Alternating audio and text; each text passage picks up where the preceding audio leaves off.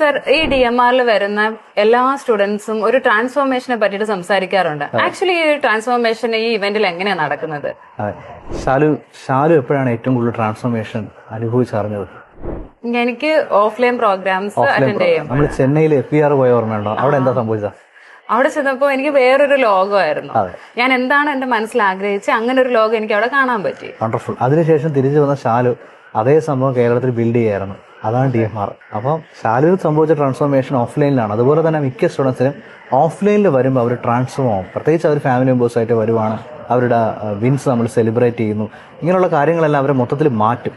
അപ്പം എന്ത് വിധേനയും നമ്മുടെ എല്ലാ സ്റ്റുഡൻസും DMR പങ്കെടുക്കണമെന്നുള്ളതാണ് എൻ്റെ ഒരു സജഷൻ. ഷാലു എന്താണ് ഇതിനെക്കുറിച്ച് പറയാം? ഉറപ്പായിട്ടും DMR എന്ന് പറയുന്നത് തന്നെ ഒരു വലിയ ട്രാൻസ്ഫോർമേഷൻ പ്രോഗ്രാമാണ്.